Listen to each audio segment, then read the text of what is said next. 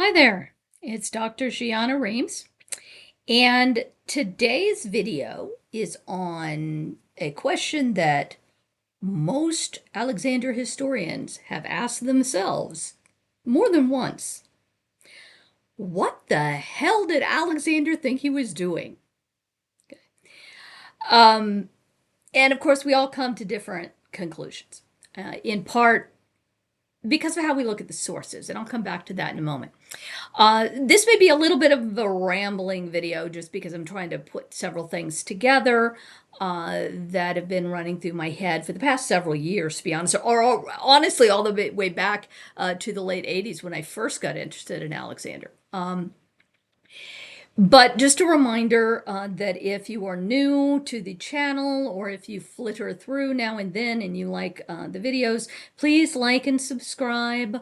Again, it helps the algorithm, comment, all of that helps raise the videos and their visibility.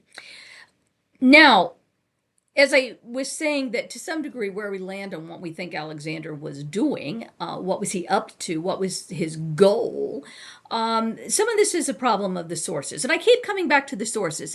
And as I've said more than once, if you have not already looked at the videos that I did, the very first set of videos I did were on the sources.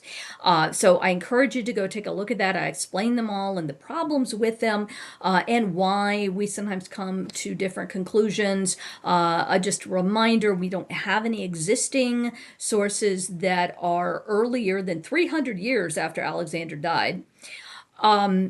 Now, of course, yes, they are looking at sources that we no longer have, but they're not copy and pasting. They editorialize their writing in light of what's going on in their own time. And that, of course, colors how they present Alexander and therefore how we read Alexander. Okay. Also, and also which sources we preference. Which ones are we inclined to believe? Are we more of a negative Nelly, so to speak, that we say, well, where there's smoke, there's fire, and there are all these bad things going on? Or are we more inclined to idealize Alexander, or like me, wind up somewhere in the middle and try to yank both sides closer together? Another thing that's very important to remember, not just about our later sources who are writing during the Roman Republic, or late Roman Republic with Darius down to the Roman Empire, early and middle Roman Empire, which of course colors how they're looking at Alexander, but material in Macedonia as well, because Alexander didn't exist in a void, okay? He came from a country that had its own ideas about what it expected of a Macedonian king, a good Macedonian king. And I've often told my students, I tell them that Alexander is kind of the Energizer bunny of Macedonian kings. He doesn't know when to stop, okay? But good kings win wars and distribute loot, okay? Now, the other issue that we have about Macedonia is that so many of our sources are Greek, or again, later Roman. We do not have a surviving source until quite late that is Macedonian. Okay. The archaeology tells a rather different story. So I mentioned again in one of those earlier videos about Alexander giving this, supposedly giving the speech at Opus, wherein he discusses that my father Philip brought you down from the hills and got you out of wearing animal skins and, you know, herding your goats and made you civilized. One, Alexander did not make that speech. Arian wrote that speech. Okay. And again, we talked about that in our sources as well. Don't trust the speeches. But it's also just not true. The archaeology gets a big fat lie to that. And so that's why archaeology is important, because it helps to contextualize what we're actually seeing coming out of the ground versus what we're being told by these biased Southern Greek sources who don't like the Macedonians very much. So this is, all of this stuff has to be kind of spun in like an ice cream maker to try to get to an idea of what Alexander might have been doing or might have thought he was doing. As I said, neither Philip nor Alexander are springing out of nowhere. they have Macedonian antecedents. I had Sabina on to talk about Perdiccas, who's often overlooked. And Alexander, Perdiccas, and Archelaus were all three of them quite good kings. And then you get this kind of depression, if you will, of Macedonia, which revives really comes back into its own and under Philip. And we can kind of think about Philip as a renaissance of Macedonia rather than something brand new that springs from the head of Zeus, fully clothed and armed. And again, Alexander's the same way. He can't be viewed in isolation. So all of these things are important when we start thinking about what Alexander was about. Okay. Now, in the sources, and I do think this part is accurate, Alexander supposedly told the Greek city-states of the Corinthian League after Philip's murder. He went down and gave this rousing speech. And he said, only the name of the king has changed. The campaign is the same. So, at least initially, Alexander was carrying the torch that his father had prepared for him. I will also note that some of my thoughts about this and where I'm going with some of this came out of being asked to write a chapter for the somewhat recent Cambridge companion to Alexander the Great. Okay, so back in 2018 at an Alexander conference in Edmonton, Daniel approached me and asked, will you do a chapter on the court and the conspiracies? And I said, sure. And a couple of years later, COVID happened and things got kind of crazy. But at the time he asked me to do it, I think both of us genuinely thought it was just one topic. And then as I was writing it, I realized, oh my God, no. And it wound up being 2 chapters. Not because I'm special, but because the topic was too big. And so I handed him a chapter that was too long. And he very kindly said, well, let's split it. And so it's now chapter 11 and 12 in there on the court, and then changes at the court, which of course gave rise to conspiracies. And what was causing this pushback against Alexander? That ended up being one of the big questions that I tried to address in there, which then led me thinking about what did Alexander think he was doing? And why did the Macedonians resist it? And did they resist it? To what degree did they resist it versus this being later Roman authors writing their own or emphasizing maybe things more than were at the time? Okay. So there's all of these things going on. And if you want a lot of the citations and things, go to that chapter. They're in there. I'm just going to kind of ramble here about that. But I wanted to kind of explain where this particular video came from and the question that's been rolling around in my head as I was writing it, and to some degree ever since as part of that. In there. And I do want to say, by the way, I'm not sure I would give this book to someone who is just starting out with Alexander. Okay. But if you have read a few biographies and you want to know more, this is the book you want. And I'm not saying it because I have 2 chapters in it. I'm saying it because it is a collection of information written by the specialists, but it is not written necessarily for other academics. Okay. Yes, we can use it, but it really is written as introductory text. So I am explaining what's been written before about Alexander the Court and kind of where I think things are, and the conspiracies and kind of where I think things are on this. So it really is intended for a more general audience. And unlike a lot of academic books, it's relatively cheap. It's under $50 for the paperback version of it. So it is a good thing to add to your collection. With a lot of biographies on Alexander, especially pop biographies, the person writing them may not really know a lot. Sometimes they're chosen because they know how to write well. They're not a specialist. And so the information may be outdated. I've read biographies, and it's like, well, this is 10 or even 20 years behind where the actual scholarship is. Okay. and this, so that book is better. If you want a short textbook, Hugh Bowden has a good little one that is a very short introduction to Alexander. Ed Anson has a textbook. Lindsay Adams has a textbook. Textbooks are pretty good because the presses that publish those are looking for somebody who knows what they're doing, not just somebody who can write well. So I would advise, maybe looking for a textbook if you want an intro biography. All right, so book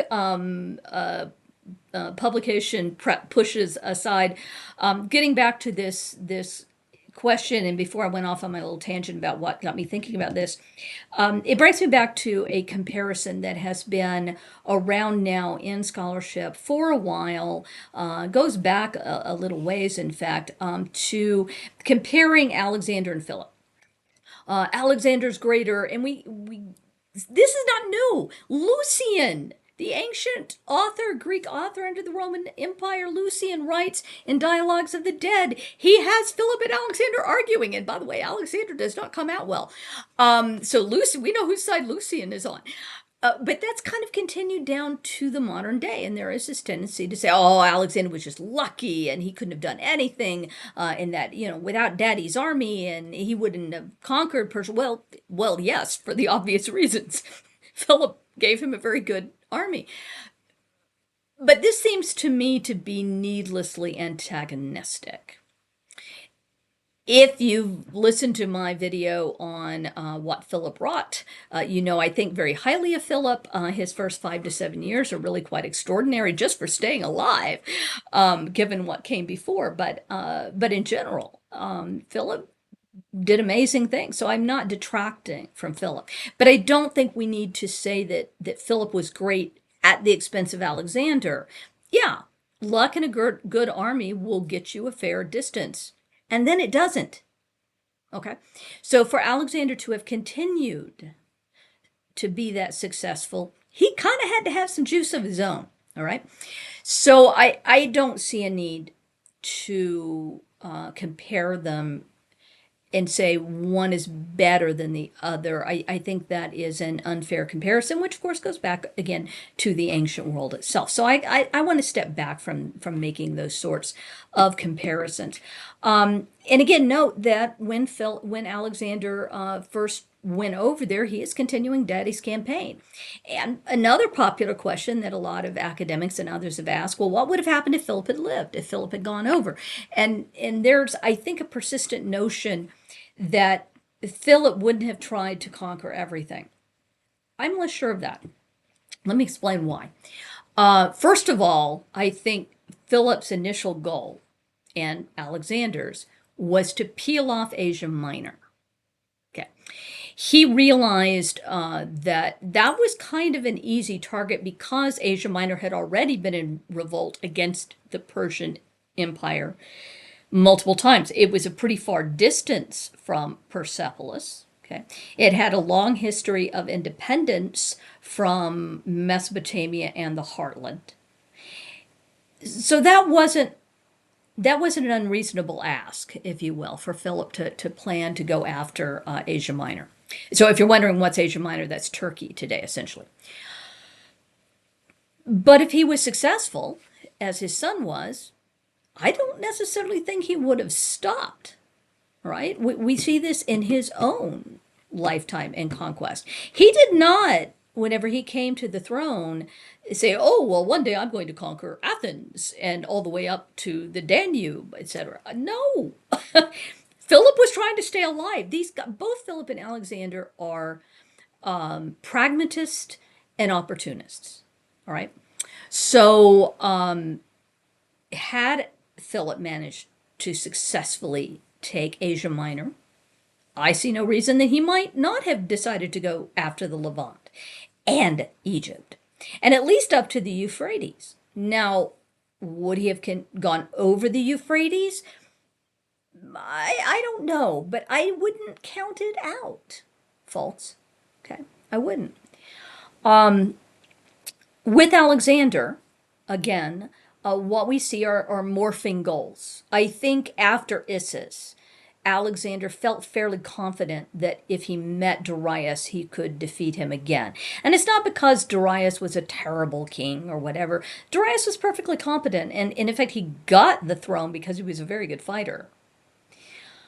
But he wasn't Alexander, and Alexander was tactically brilliant.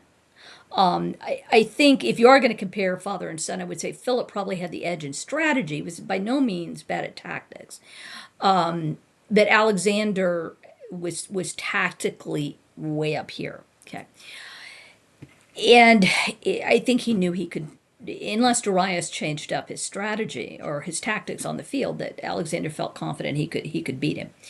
And of course, he proved correct. And I think there was also a lot of machinations behind the scenes and other things. But whenever he defeated him at Gaugamela, the frustration for Alexander, of course, was not either killing Darius on the battlefield or being able to take him prisoner. So that then necessarily changed what Alexander had to do next, in accordance with wanting to succeed in controlling Persia.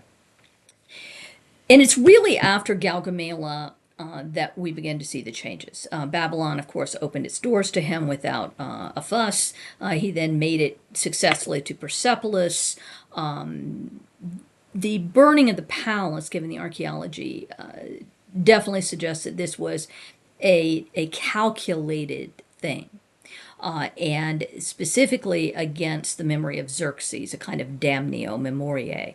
My friend and colleague Jennifer Fenn has a great article on that in the collection that Graham and I recently edited this one for Ed Anson. Go read that. But the other things that he starts doing in the wake of this as he heads up to Bactria to try to take Bessus, is he begins to rethink, okay, now I've conquered Persia, sort of, mostly. What do I do next? And this is where things get interesting, all right? So there's first some changes that he made to the army. Not at the upper echelons, he knew he couldn't get away with that, but at the lower ones, he begins to advance people with precedent from his father on ability. So he starts detaching soldiers from their geographic, ethnic, if you will, canton regiments, and advancing especially the lower officers on skill. So that's interesting. And yes, it makes them owe him, not their local. So he is building a greater bond between him as the king and top general and the soldiers, that your advancement now depends on me, not necessarily your canton governor. Or the commander of whatever that unit is, Iordio or Orestes, etc., Elamea. Then in the summer and into the fall of 330, he begins his first change at the court. There will be another in 324, right? Just a year before he died. But in 330, he begins to run what amounts to parallel courts.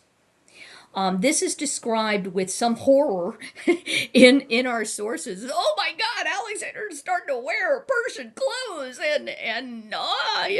Curtius tells us he has this horde of concubines and eunuchs and others. It's great. You can just see the steam coming out of their ears. There's so much anti-Asian bias. Again, you've got to be careful of our sources. But what is going on is Alexander, again, running parallel courts. So he's starting to introduce Persian ceremonial. He is not the king of a little highland kingdom anymore, or a little highland kingdom plus a few more highland kingdoms and South Greece. He is now the king of a massive empire. Alexander's a pragmatist. If it ain't broke, don't fix it. And so he begins to incorporate things the Persians did because they work. And of course, at least initially, he's reappointing satraps to their original offices. That ends up not proving to work very well. And I'll come back to that in the changes in 324. But at least initially, it's like, okay, you can have your job back. Keep doing what you're doing. It's working. That's good. I'm good. We're all good. Okay. Um, and this is, I think, epitomized by the fact that he even uses two seals. One of them is the Persian seal that he got from Darius, and the other is the Macedonian seal. And so that's really what's going on.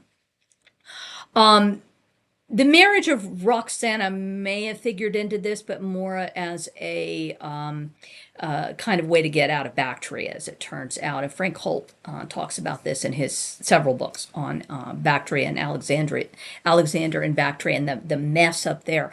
But I think also Barzine, his concubine, the daughter of Artabazus, and wife of Memnon and Mentor, might have helped him figure out some of how to do this. All right.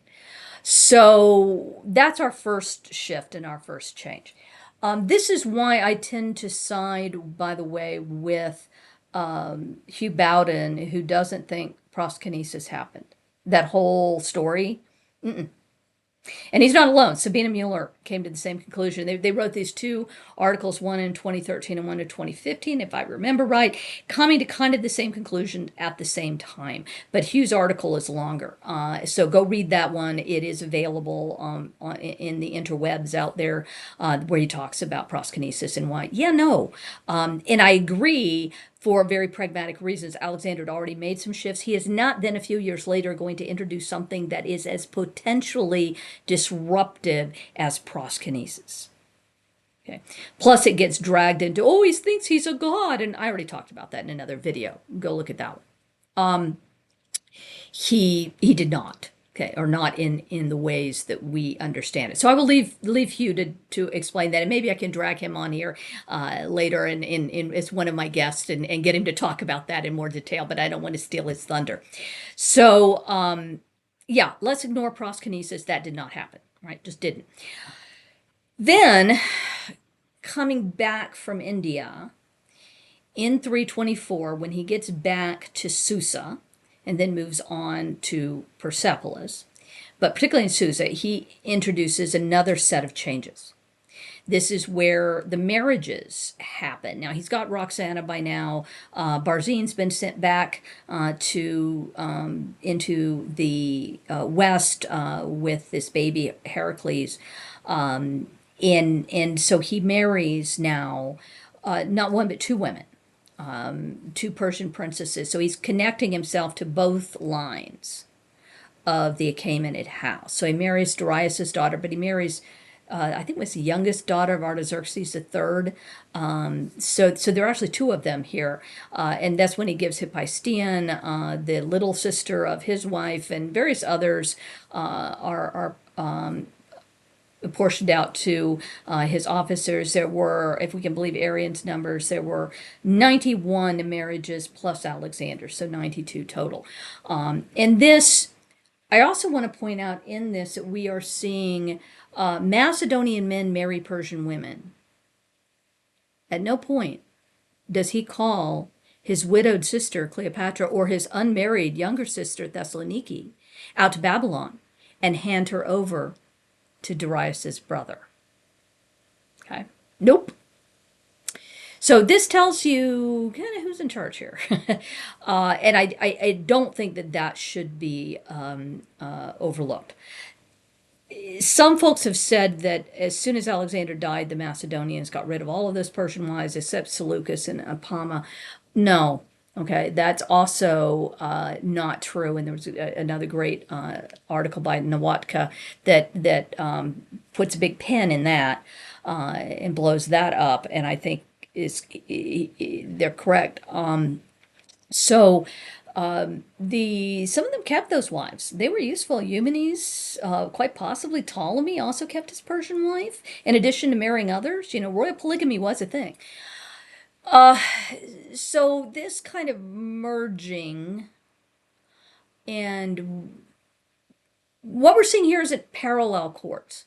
He also around this time introduces a unit into the companions that are Persian. Okay, so they're not interwoven with the units. It's its own unit. And language barriers is probably part of that. And then when we get to Opus later, as he's headed up to eventually Ecbatana, where Hephaestion will die, he brings in and introduces maybe the most shocking change of all, and that's the epigoni. These were young Persian boys who had been taken, trained, taught Greek, armed in the Macedonian fashion, and they're handling sarissai. And he brings them in, and they're out there, and they're doing these maneuvers, and that is what set off the second mutiny, or indiscipline, whatever you want to call it. The men were pissed. And some of what I try to deal with in that particularly second chapter is what's going on. And I think there's a tendency to misread this. Some of it is an assumption that they still want to be rough and rugged. And have you looked at Macedonian archaeology lately? No. It's different than that. It's, I think, in some ways uglier. Okay. It's nationalism. You can see them, Persians will not replace us, like those guys in Charlottesville with tiki torches. That's what's going on here. There is a resistance to treating the defeated with respect, with bringing them into the army, with allowing them a say, with marrying them and not simply dragging them off to your tent and raping them. Is Alexander doing this because of some brotherhood of mankind? I'll come back to that in just a minute. Not necessarily, no. Again, Alexander's a pragmatist. He's going to start throwing things against the wall to see what sticks. That said, I wouldn't completely divorce the idea that there is some, I guess, ideas in that, some philosophies as well in that, some theories. After all, he was Aristotle's student. So I think we do him a disservice if we just assume that he's just winging it all the time. No, I think he's thinking about things and trying to figure out what's going to work. So that then brings me back to this Brotherhood of Mankind. W. Tarn, back in the first half of the 20th century, in the first half of the 20th century, wrote for the Cambridge History of the Ancient World material on Alexander, and that would eventually turn into his book, his 2 volumes on Alexander, in which he proposed that Alexander was seeing and foreseeing a brotherhood of all mankind, that the Greeks were bringing these poor benighted barbarians, Greek culture. It was very Plutarchian, okay? And very colonialist. That's obviously the shading that we're looking at here. And that got blasted out the door by Ernst Badian and others in kind of a revision of thinking about Alexander in the 1960s and 70s, and even 1950s, really, with the eunuch Bagoas, which was the shot across the bow by Ernst Badian.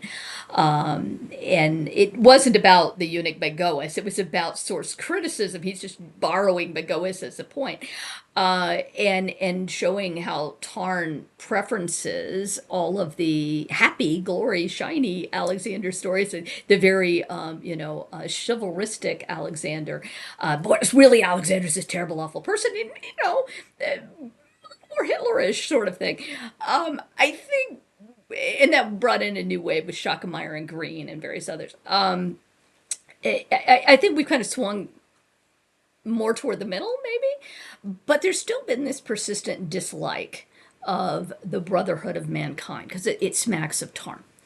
And yet, as I was writing these chapters, and I was thinking about the parallel courts and then this attempt to kind of merge courts, I started that maybe we've been a little bit too hasty.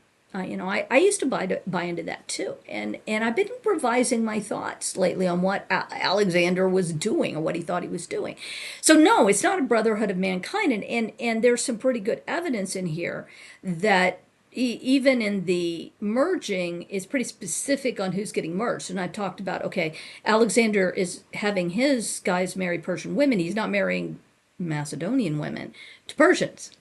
Likewise, when he gets back in 324, he kind of finds a mess. A lot of the satraps had been abusing their clients. And this is far from Alexander, feeling badly for these people being taken advantage of. He doesn't want rebellion. And so he yanks these guys, and some of them were Macedonians. They weren't all Persians. But when he replaces them, he leaves only 4 Persians. The rest are all Macedonians and Greeks. That tells a story. Okay. That if anything, he's perhaps trusting Persians less.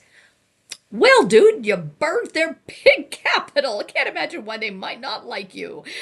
But he's getting older, he's getting shrewder, he's getting less trusting, to be honest.